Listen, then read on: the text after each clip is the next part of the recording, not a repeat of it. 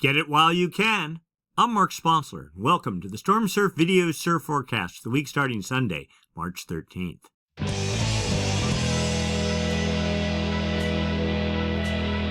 Stormsurf, waves, weather, buoys, altimetry, snow, temperatures, El Niño, weather analysis, essential data for outdoor people, all the time, no hype.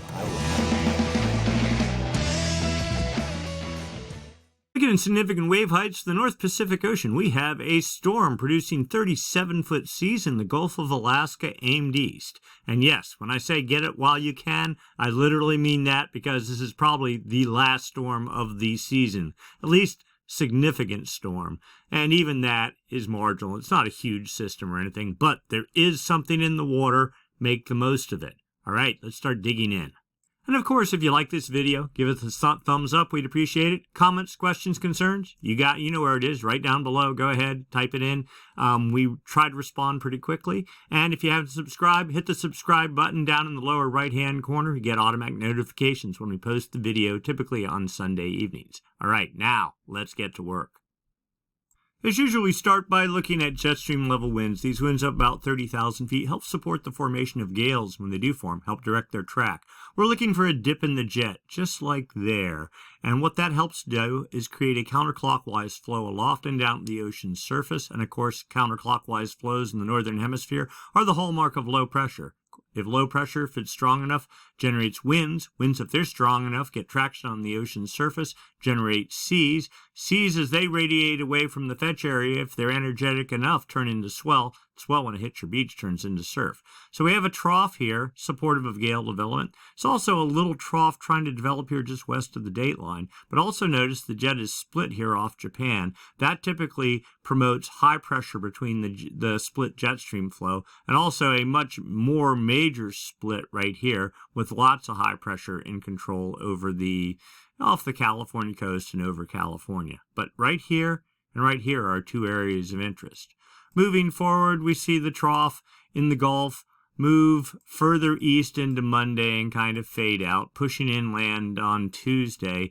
Things really, notice the jet, if you look closely, it almost completely unzips to a point north of Hawaii. Not super split, but split nonetheless, and that doesn't do anything. You notice wind energy down, that doesn't support the formation of troughs at all. Get into Wednesday, still the same sort of thing. And then we get into Thursday, a little bit of wind energy starts building. The jet tries to consolidate, maybe getting a decent trough trying to organize here, approaching the dateline on Thursday into Friday, digging out even a little bit more as we get into Saturday, with a new trough developing off the California coast, or actually the Pacific Northwest on Saturday, moving inland Saturday evening. The other trough holds over the dateline, but then it too continues off to the east. But notice things get really split here when we get a week out almost into Sunday evening. Split off Japan right here, a big split, part of the energy pushing way up into the Bering Sea, the rest falling south. Kind of a mess, and we suspect maybe not good things coming after that. All right, let's go take a look down at the surface. Here we are, surface level pressure, surface level winds. Winds currently in the gale in the Gulf, 40 knots out of the west.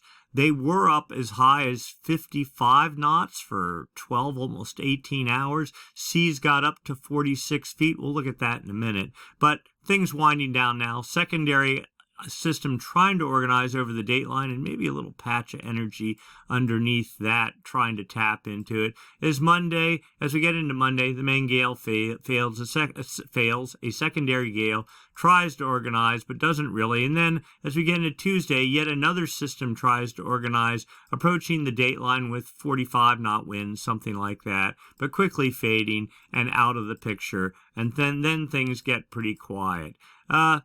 Residual gale energy possibly developing in the Gulf on Friday. Another system trying to develop on the dateline on Friday. All this, there's a lot of change in the models. They're not very stable. And yet another system off Japan as we get into Saturday. All this looks pretty good for the moment. This wasn't here even 12 hours ago. So, again, things a bit unstable, but it looks like potential for swell for Hawaii and the U.S. West Coast. at least just looking at this at the surface, but winds not particularly strong, not particularly organized. All right, let's go take a look at the effect of these winds on the ocean surface. But first off, we're going back in time. Friday night, the little gale developed on the dateline. 23-foot seas right there, highest seas over this entire image or the domain. Building Saturday morning, seas to 39 feet, and then to 45 feet about 10 a.m. Saturday morning, and then up to 46 feet Saturday evening in the Gulf, all aimed off to the east, sideband energy for Hawaii, but not as big as one would expect. And then Sunday morning, the system started fading, 41-foot seas, and then that gets us to where we are right now. Moving forward, the system is to slowly decay as it pushes further off into the Gulf on midday Monday, seas down to about 27 feet, and then fading from there. You can see actually, well, let's go back here, right here.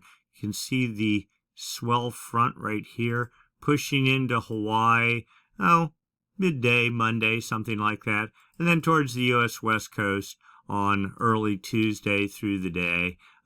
The issue here is there's supposed to be a fair amount of weather for most of North and Central California, so how much of this swell will be really rideable? Jury's definitely out. Another small system pushing over the dateline. We saw that before, 26-foot seas, and then that fading apart. Theoretically trying to organize in the Gulf on Friday, but you see 22-foot seas, something like that, off of Washington. That's about it. Another system over the dateline trying to organize. Seas to 30 feet over one tiny little area, pushing off to the east. That actually looks better than what we saw yesterday at the model, so maybe some hope. But notice seas here, 18, 19, almost 20 feet. That smells of a lot of local wind and high pressure relative to California. Oops, and that gets us a week out. All right, so the wind forecast for California, Hawaii. Trades for Hawaii, not too bad at the moment. Pretty light wind regime for California, Northern California today. I mean, never got stronger than maybe 10 knots on the coast. Not bad. So we get into Monday, a sort of a mixed pattern. You see high pressure right here, a front off the coast, low pressure here. The dividing line somewhere right around San Francisco. Trades light for Hawaii. But then as we get into Monday night, south winds and a front try to work their way down, part way down the Northern California coast. So we get into Tuesday morning, north winds supposedly, and high pressure setting up, building for California, not till the later afternoon, 15, maybe 20 knot winds, light winds for the Hawaiian Islands. Wednesday, here comes the wind machine. High pressure northwest winds, 20 knots for California. Trades for Hawaii. Thursday, winds continue, 20 knots along the entire coast. Low pressure digging in. Maybe that'll cut out some of the energy from the high, but still, you see this persistent 15, 20 knot thing going on off of California. Trades pick up a little bit for the Hawaiian Islands. So we get into Friday, more of the same. High pressure building out here. Trades pick up for the Hawaiian Islands, and then you can see here comes the wind machine. Was this about a 1032 millibar high? Not that strong, but just solid in aerial coverage, and by Saturday night, 25 knot winds along the California coast, building to 30 to 35 knots solid. Trades continue for the Hawaiian Islands, but only about 15 knots, not too bad. And there we are. We're into almost Monday, and it's still just a blown-out mess for California. Precip, let's take a look. Oregon was getting snow and rain all day today. Some of that supposedly trying to make it into Northern California, right there down to the Golden Gate before sunrise on Tuesday, and continuing to just south of the Golden Gate, maybe up into the Sierra by sunrise on Tuesday, with a little bit of snow for the highest elevations of Tahoe, and then just sort of fading out later on Tuesday. And then high pressure trying to set up, but another system starts developing, pushing into North and almost Central California on Saturday, right ahead of this big high pressure system. So theoretically rain and snow all day Saturday, and then fading out Sunday as high pressure builds in, but still maybe some snow all down the Sierra into Sunday evening. Oops, and there we go, and then that's the end of that. Snow accumulations for Olympic Valley, pretty good representation for Tahoe. Well, about 10 inches from this first little event here on, was that Tuesday? And then maybe next weekend another 4, 5 inches. Total accumulation about 10 inches. And then snow levels, or the freezing level, well, not particularly low, 8, maybe 7,000 feet, something like that, and hanging in there, maybe dipping a little bit lower for the second event next weekend, down to maybe 4,000 feet, and then after that, sure looks like spring. Snow level up to 12,000 feet, or the freeze level, whatever you want to call it, and that smells of warm temperatures everywhere, at least in California. All right, let's go take a look long term. What's going on with the Madden Julian Oscillation, that periodic weather oscillation? We'll get into the details on that in a minute. And, of course, El Niño or La Niña. As usual, we start by looking for signs of the active phase of the MJO, the Madden Julian Oscillation. That periodic weather oscillation has two phases, active and inactive. It rotates around the planet from west to east on the equator. The active phase is on one side of the planet. The inactive phase is on the other, and they rotate around. Not necessarily exactly rhythmic or steady, but they do. When the active or inactive phase makes it to the West Pacific, it takes about 4 to 6 weeks to make it across the Pacific, followed then by the inactive phase in the same 4 to 6 week periodicity. All right, the active phase is effectively a low-pressure system. What that does is help, it actually transports energy into the jet stream, which feeds the jet stream, which generates trough, which generates storms, which generates surf. It also can reverse the trade winds, and when the active phase is in the far west Pacific, if it's strong enough and it reverses trade winds, then that can create a Kelvin wave. Takes warm water in the West Pacific, pushes it off to the east. Successive active phases over the West Pacific can create successive Kelvin waves, which can usher you into El Niño. We don't see that happening right now. If anything, we're in the opposite of that. You get successive inactive phases of the MJO. They enhance trade winds. They promote upwelling, and you get a big cool pool sitting over the equator instead of warm water. And then that promotes high pressure. It does not promote energy transport into the jet stream. And you end up sort of like we were this winter, with not a whole lot of storm activity. All right, so that said, let's go see if we can divine what is happening in the Pacific at the moment. We're looking at the TAO buoy array, a series of buoys strung across the Pacific used for monitoring El Niño, but they also have wind sensors on them, so we can get a sense of what's happening with the trades. 5-day average winds. This is the East Pacific here, West Pacific here. Here's the equator, the date line at 180 west. New Guinea right here. All right, and we're looking at the arrows. The longer and broader the arrows, the stronger the trades. So winds pretty strong out of the east in the East Pacific, pretty strong in the east over the Central Pacific, pretty strong from the east in the Kelvin wave generation area, the West Pacific. Specifically, that area from 5 north to 5 south, out to 170 west from 135 east. Right in here, this box. If trades are reversed here, that's where you can get Kelvin wave generation. All right, but it's not the actual means. This is 5-day average means. It's the anomalies, differences from normal for this time of year, because trades typically blow stronger at certain times of the year and not others. Winds are pretty strong out of the east in the East Pacific, but for this time of year, they're pretty much normal. No directional, just a north-south arrow there. That doesn't really mean anything. In the Central Pacific, though, a little bit stronger out of the east. In the West Pacific, a little bit stronger out of the east. This sort of smells like the inactive phase of the MJO. Quickly looking at trade winds for the past 5 days. 1, 2, 3, 4, 5. South America there, Central America, Hawaii, New Guinea there. There is the equator. And we're looking at the blue, our easterly anomalies. We're only looking in what we call the Kelvin wave generation area, 170 west to 135 east, right there in New Guinea, right in here. You see the arrows blowing from the east to the west. That's enhanced trades there on March 7th. On the 8th, same thing. On the 9th, same thing. On the 10th, backing off a little bit and backing off a little bit more, but still pretty much out of the east. So indicative of the inactive phase of the MJO.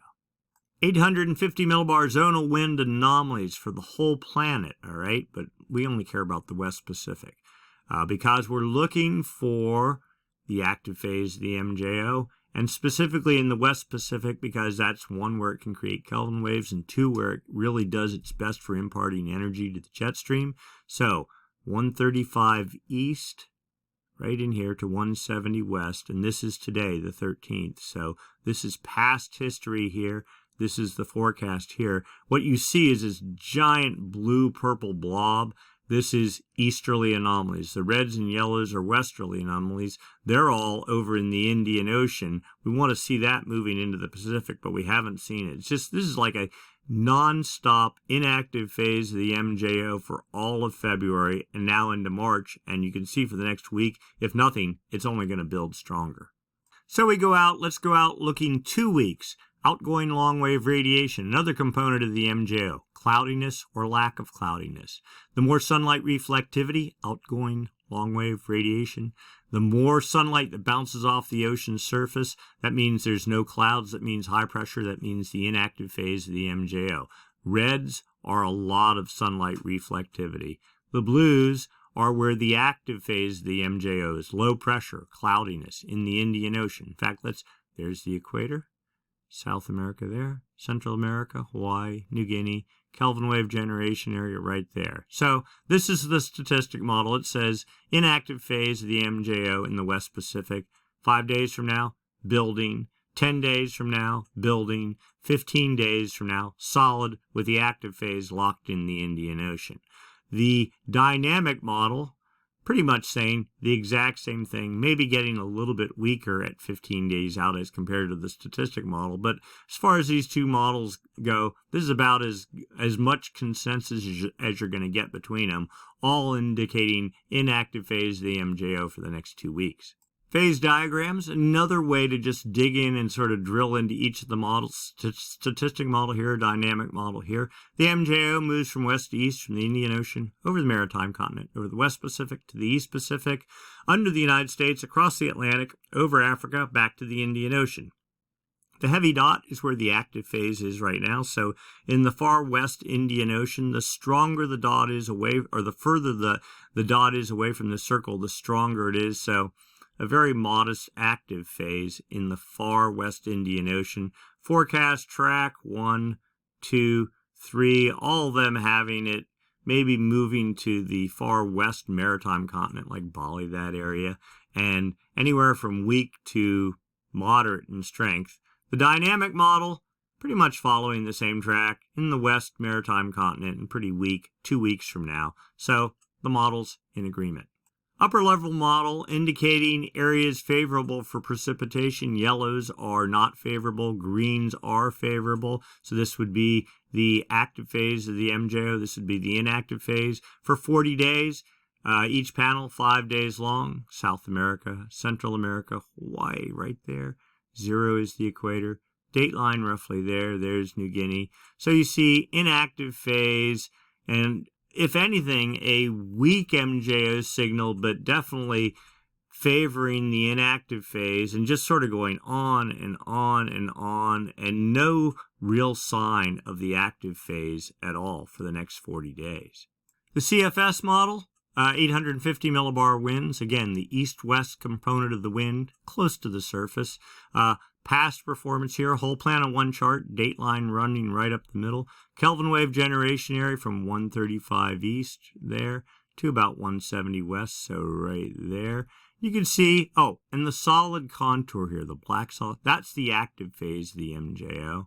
And you come down here and you see, well, supposedly a little bit of the active phase of the MJO was happening this past week or so. But the blues are easterly anomalies. You just get this persistent easterly anomaly pattern. And then here's the dotted contour, the inactive phase of the MJO, now starting to work its way into the, supposedly, the far west Kelvin wave generation area, West Pacific, with strong easterly anomalies forecast for the next 1-2 weeks, backing off a little bit, and then rebuilding for weeks 3 and weeks 4, so no clear sign of any hope other than easterly anomalies and nothing particularly favorable for storm production. So then we go to the 3-month model. All right, past performance is on the bottom, the forecast is the top. Dateline runs right up the middle, Kelvin wave generation area starting right about here, go right up the page to about here. What you do see, and the yellows are westerly anomalies, the active phase, the MJO, the blues, the inactive phase. So here's where we are. We're in this pocket of very strong easterly anomalies that are supposed to go for the next week to week and a half, and then they weaken. The question is, how much will they weaken?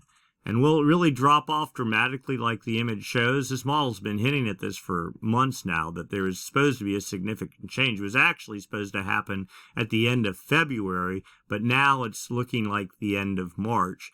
One would say this is the inactive phase, and then perhaps the active phase building and holding for a long period of time. Let's overlay the MJO, see if we're right. Now, it's really interesting. The dotted contour is the inactive phase. It's supposedly, it's out of the Kelvin wave generation area, but supposed to make a bit of a return.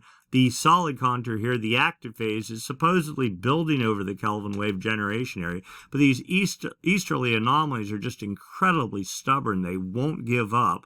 But finally, as you get into, well, according to this, maybe March 25th, something like that, the active phase re-gets itself together, pushes fully across the Kelvin wave or fully across the Pacific. I mean, California's at 120. But even with that, westerly anomalies only creep about halfway into the Kelvin wave generation area, and then the active phase gives up in early May. Inactive phase sets up, but still westerly anomalies persist. All right, let's take a look at the low-pass filter here. So the dotted contour is the high-pressure bias. This is the La Niña indicator.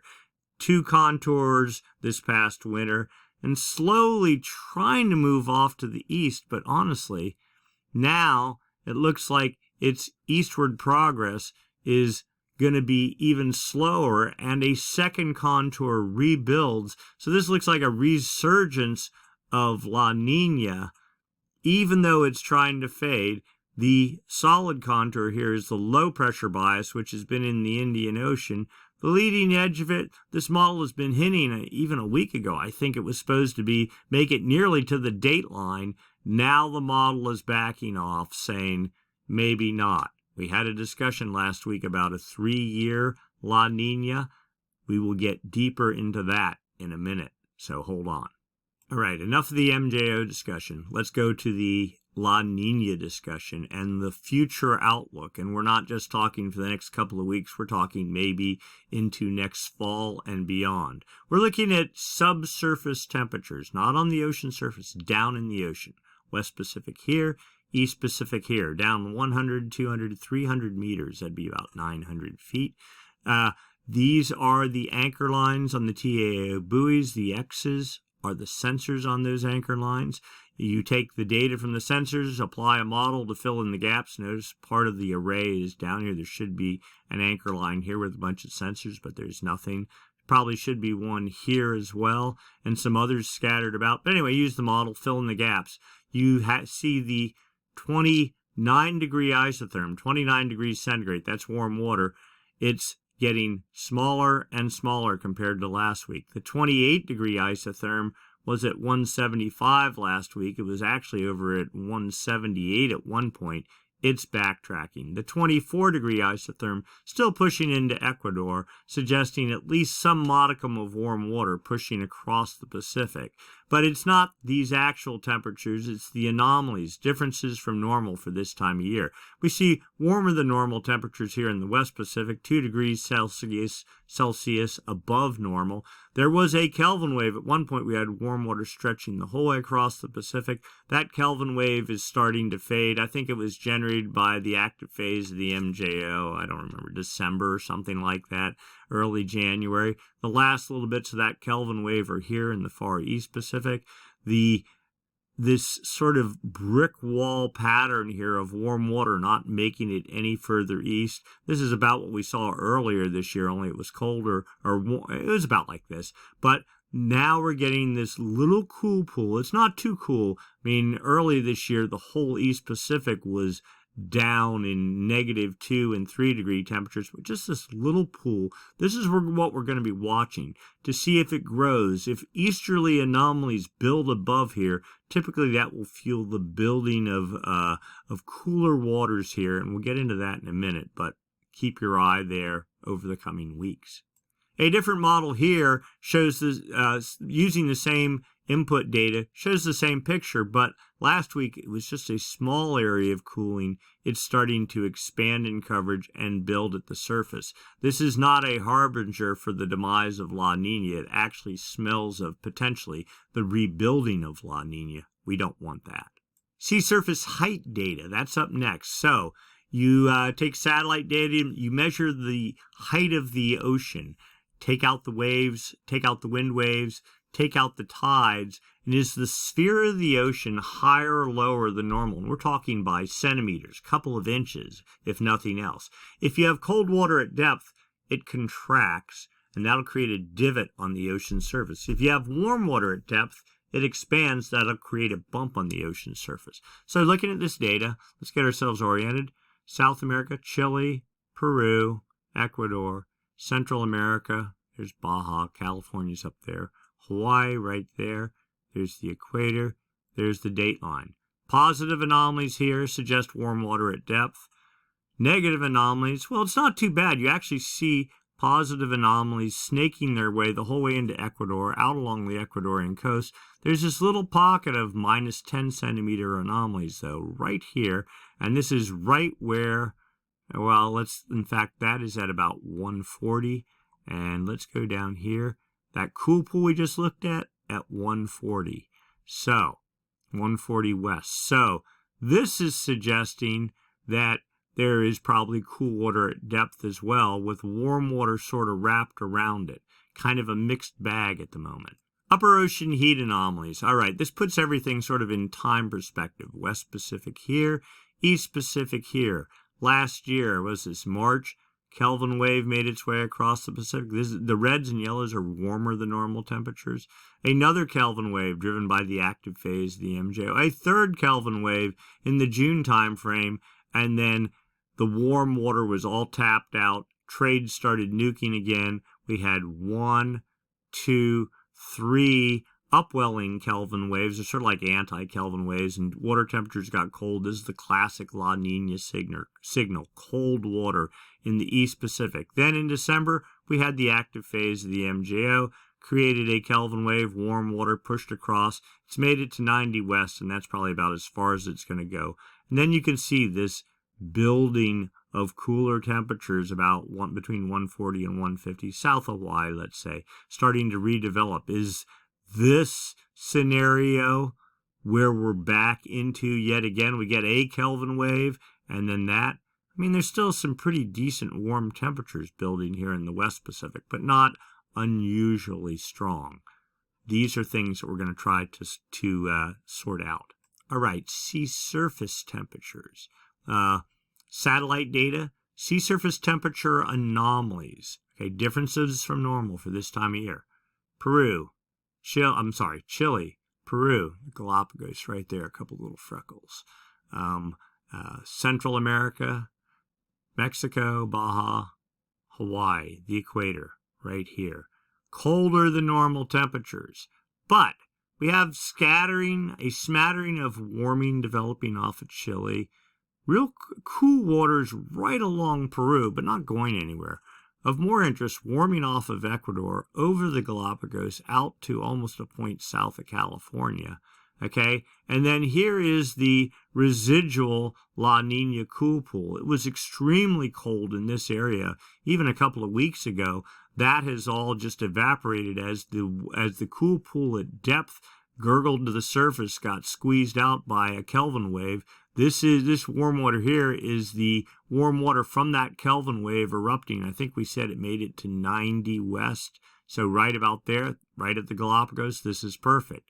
But we also know that the Kelvin wave is fading. It doesn't have much more energy, and cool waters are building. So I wouldn't get too worked up about, hey, it's warming here. No, the expectation is this will start fading in a couple of weeks. But still, the cool pool, large in coverage, and NOAA says it's well coupled with the atmosphere, that trades are blowing and are well supported by this cool water. If you had warmer than normal temperatures here, you get more evaporation. That would lower pressure. That would dampen the trade winds. But as of right now, trades are blowing pretty good. The thought is La Niña is still well coupled with the atmosphere. Or rather, the atmosphere is well coupled with the ocean. Now, that said, looking at sea surface temperature trend for the past 7 days, water temperatures warming off of Ecuador, off of Central America, the whole way out almost to a point south of Hawaii. We know that the Kelvin wave is erupting here, and that's doing some of that. We also know that trades are pretty weak in this area, so you just get the sun beating down on the ocean surface, and that warms it up some too. This is encouraging. The question is, how long will it last? And that we don't know. And then the overview. Again, here's the warm pool here, the Kelvin wave eruption where it's erupting. Here's the remnants of La Niña. If trades would back off, then we'd say maybe this warming will push the whole way across the Pacific. But with that cool pool developing down around 140 again, no Kelvin waves in sight, the active phase of the MJO forecast not looking particularly strong to really force another Kelvin wave, this seems like maybe we might be continuing to move in a La Niña direction for the foreseeable future. Sea surface temperature trend in the Niño 1.2 region. That is that area right in here, okay? And of course it's warming.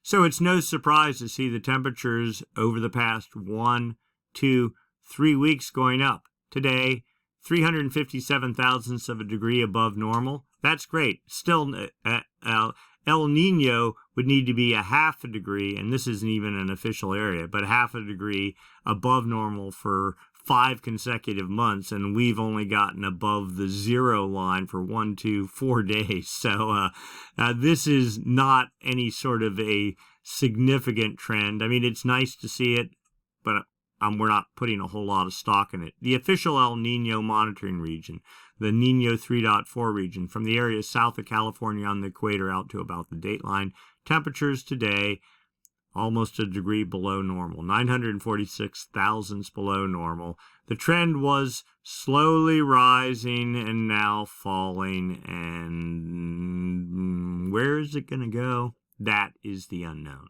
So what does the atmosphere think is going on? Well, we have one indicator, difference in pressure between Darwin, Australia, which is in the Indian Ocean, and Tahiti, which is in the, let's say, the equatorial central Pacific, around 140 west. When the index is negative, that means pressure is lower in Tahiti. When the index is positive, that means pressure is higher in Tahiti. Well, La Niña is dominated, or its high hallmark is high pressure in the Pacific. So the index, not surprisingly, is positive, 17.33 today. And just looking down here, it's been positive pretty much for the entire month.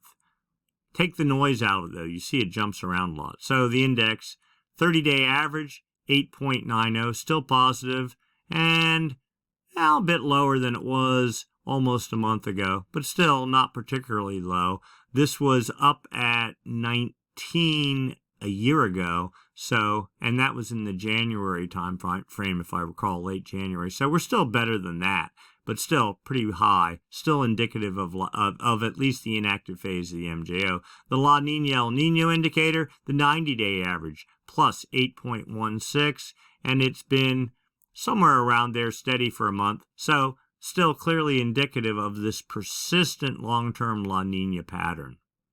Here's the 30-day moving SOI graphed out so you can see it. Positive again is La Niña, negative is El Niño. Back January 2020 was the last time we saw any meaningful negative reading. July, almost 2 years ago now.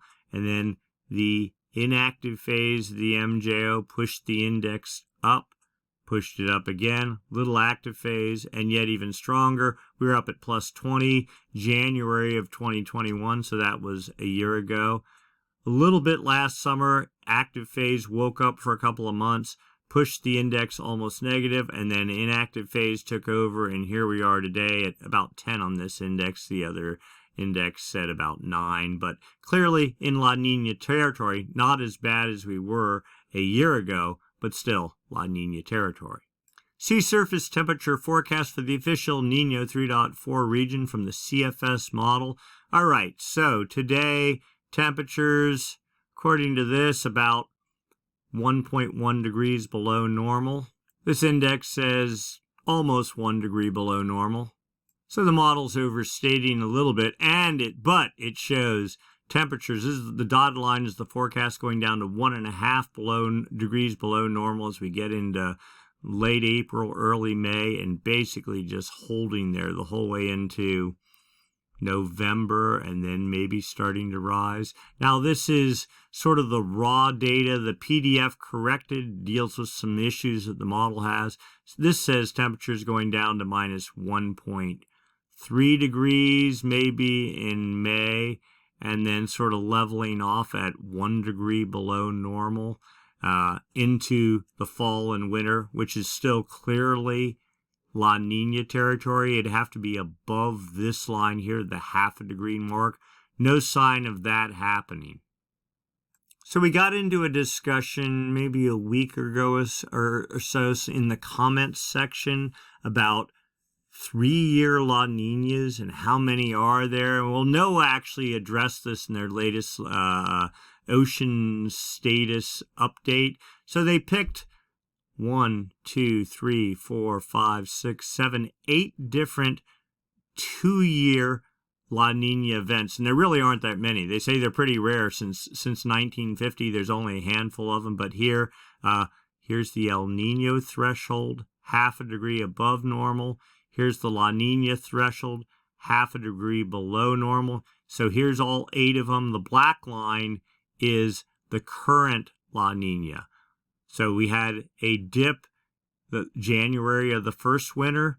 Last summer, we tried to correct. This winter, again, plump, down negative. And then the model says for the 8 double dip La Niña events, what happened as we went into the 3rd year? 3 of them, 1, 2, 3, turned into El Niño. Another 2 of them went back to La Niña, and 3 of them were somewhere in the middle, just meandering along. So you look at the historical record and go, well, okay, like, where are we? What's going to happen? NOAA, officially their models give it a 50-50 split on whether we're going to either a neutral or a La Niña. They say there's no chance of, their models say no chance of El Niño, no meaningful chance. And then the forecasters, that sort of, they pull back from all the computer stuff. They look at it, put their experience to it, and they say, even then, it's kind of a split, but they kind of are favoring La Niña. And they do that because of this model here. This is their state-of-the-art model. Just the vast majority of models on the planet created by other weather agencies around the planet are saying we should return to a neutral status. But NOAA, looking at the way the atmosphere is coupled with the ocean right now, and we just have this persistent easterly pattern that is suggested here, and the fact that the low-pass filter is really saying no significant movement, and if anything, a strengthening of the high-pressure bias. Though it's moving into the West Pacific, the model, it overhypes things like all the models do, and then the closer you get to when you think the magic event's going to happen, it kind of backs off and it slides out. Well, this model's been doing that consistently for months now. It says just next month we're going to, the low-pressure bias is going to move into over the date line. You get there and it doesn't happen, and it doesn't happen, and it doesn't happen. So the guys with the PhDs who know a lot of what they're talking about are favoring a continuation of La Niña. there is a bit of uncertainty in the models, and they say that. They know, and especially in the springtime. So they're leaving the door open for, well, maybe it will just eke out a neutral pattern, which is what a bunch of the other models are saying too. But the short of it is, there is a lot of uncertainty as to where we're going. 3-year triple dip La Nina events are pretty rare indeed. Maybe we're heading there.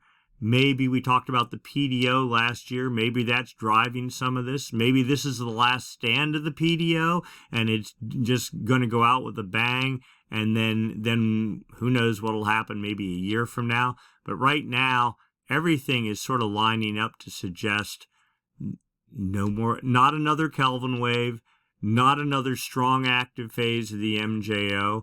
And so what will the atmosphere do? Well, since we're in La Nina mode, it'll just do it again for another winter. I wish that weren't the case, but the stark reality is, given what we know right at this moment in time, we're kind of thinking that that will be the case. Don't want it. We don't need 3 years of drought in California, but we actually got kind of lucky this winter with those atmospheric river events. I think we got all our rain in, 3 or 4 weeks. We're still not in a good place, but we could have been in a lot worse place. All that aside, there is swell coming. A legitimate gale in the Gulf of Alaska in March during the La Nina year with up to 46-foot seas. Now, I don't think it's going to be good swell. I think it's going to be a lumpy mess in Northern California. Hawaii's going to miss most of it because all the energy is aimed off to the east of them. But maybe protected breaks in Southern California or somewhere in Central California could get something decent out of it. And maybe there's a little bit of potential for some precip and some snow, so we'll take every drop of that. And then there's some more systems forecast beyond that. So the season is not over. And considering it's a La Nina event, I mean, I think I've seen some La Nina years where everything just shuts down about this time of year and there's literally nothing past this. So everything is a gift at this point and we'll take it. Beyond that, we're moving into the spring unpredictability barrier. Not really sure what the El Nino, La Nina thing's going to do, but it seems like typically when you get into spring, high pressure takes control, and that's just all going to favor upwelling in the equatorial Pacific and not a lot of potential for warming, which probably suggests more La Nina. Once we get into June, something like that, I think we'll have a lot clearer picture of where we're at. Maybe this thing will just blow itself out and that'll be the end of it, but I think that's a bit of wishful thinking. As we get into next fall, then right now officially the models are all some of the models are suggesting a third year of La Nina. The forecasters are kind of nodding their head that way too. But again, it's a long ways away, so we're not going to go all doom and gloom on it at this point in time, but we will keep our eye out on that. All right, that's it for this week. Make the most of what you can get. Get some surf and enjoy it, or some snow or whatever. Go do a rain dance out there if it starts to rain, or even if you see a cloud. Anything to try to get California in a place to weather us through the summer and next fall. And hopefully we'll be in a much better place as we get into next winter, but there's no guarantees. All right, so that's it for this week. We'll do it again next week. Same time, same channel. Thanks for watching. See you then, and be safe.